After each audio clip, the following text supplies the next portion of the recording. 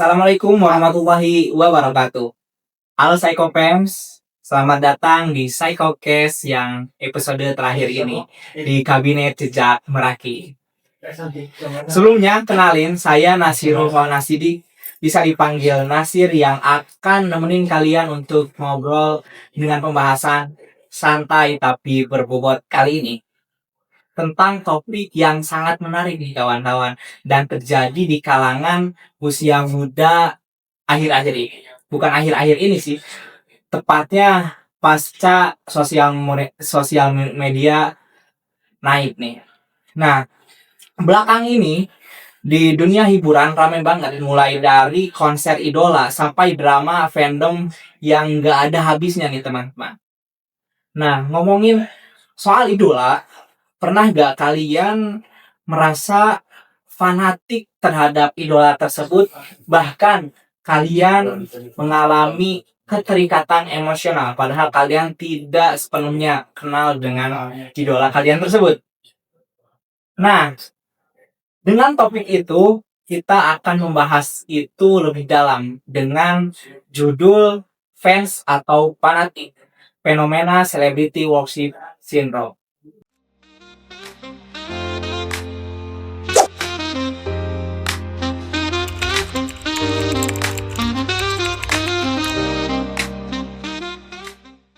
Tentu saja, saya di sini tidak sendiri ya. Saya ditemani oleh pemateri atau guest star yang sangat-sangat keren kali ini, yaitu Kak Anin. Boleh Kak Anin? Halo Kak Anin. Halo Kak Nasir, halo Psychopems. Silahkan kenalan. Perkenalkan, nama saya Nindiana Syafina. Saya mahasiswi semester 1 dari program studi psikologi. Wow, dia dari semester 1 ya kawan.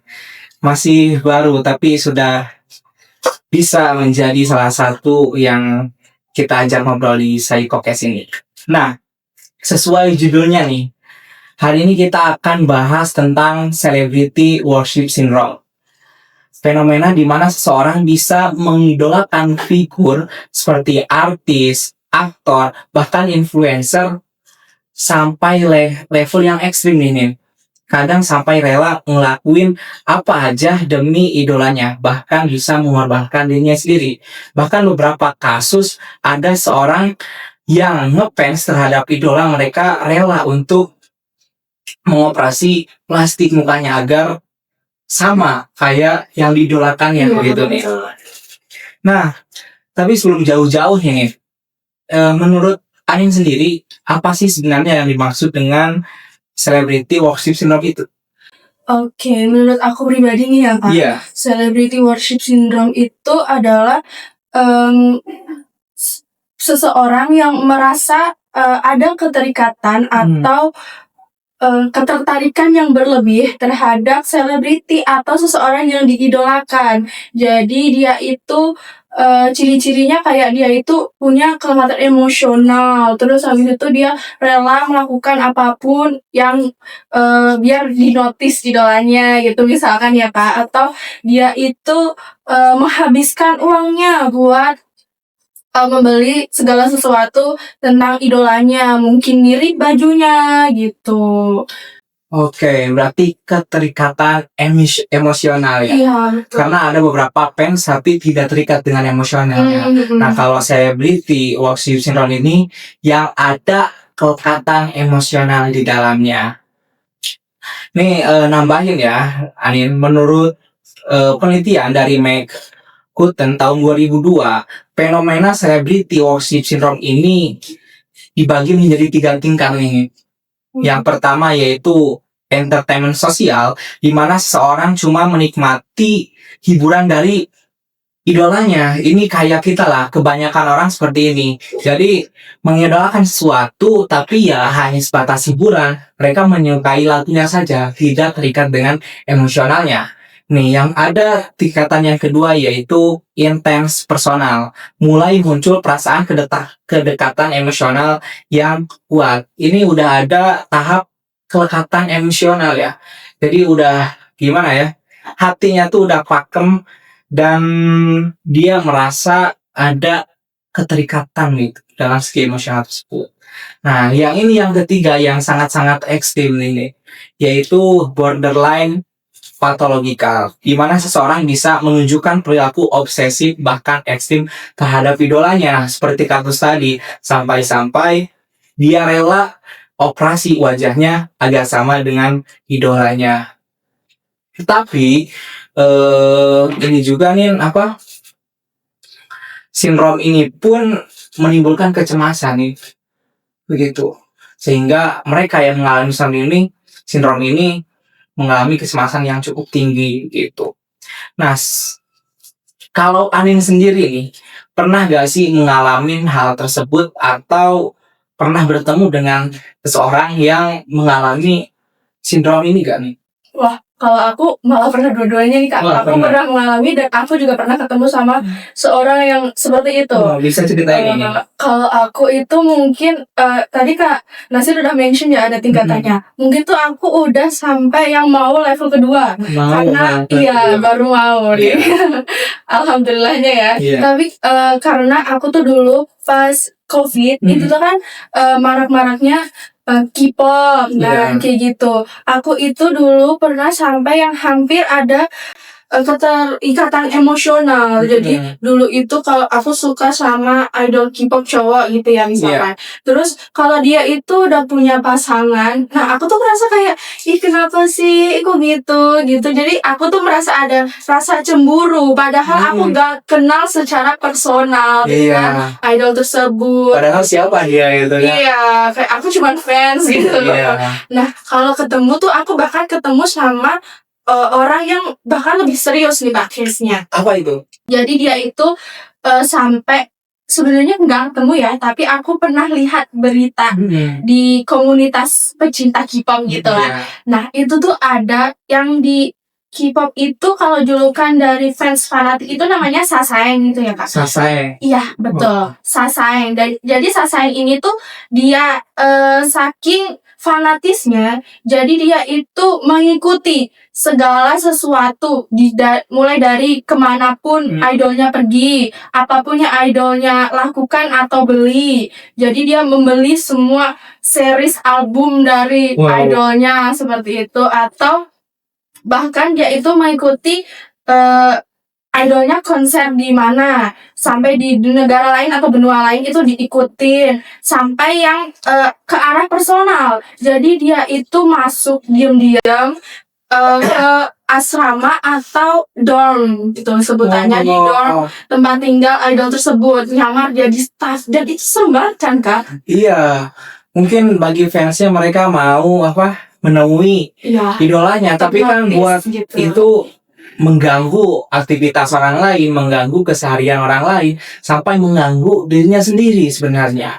Bahkan tadi kata Anin, banyak orang di luar sana yang mengidolakan seseorang, idolanya, mereka rela membeli apapun itu yang berhubungan dengan idolanya. Nah, ini merupakan selaras dengan penelitian-penelitian yang dilakukan oleh orang-orang di luar sana yang menyatakan bahwa perilaku celebrity worship syndrome ini ternyata memiliki korelasi positif terhadap perilaku konsumtif. Nah, ini menunjukkan bahwa mereka itu rela mengeluarkan segala sesuatu yang dia punya, bahkan dia mau berhutang asal mereka dapat mendapatkan pakaian ataupun apapun itu yang berhubungan dengan idolanya. Wow, sebenarnya ngeri ya. Ngeri karena kalau orang yang punya uang oke lah, tapi orang yang tidak punya uang kan takutnya pinjol ataupun apapun itu ya. Jadi merembet ke masalah yang lain sebenarnya. Nah, ternyata nyata banget ya di dunia ini bahwa perilaku sindrom ini sangat-sangat masif juga ya.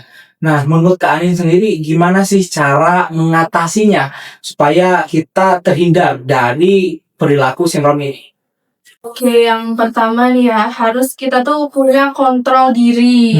Kita harus membatasi diri kita, mana sih yang emang perlu diikutin, mana sih yang baik buat diri kita sendiri. Kalau nggak berlebihan terhadap orang lain, karena kita hidup ini kan kayak film gitu ya Kak. Jadi kita jadi main karakter dalam hidup kita sendiri. Kalau kita terlalu mengikuti orang lain, sama halnya kita jadiin orang lain main karakter di hidup kita. Iya. Tapi orang itu bahkan kita nggak kenal gitu secara personalnya.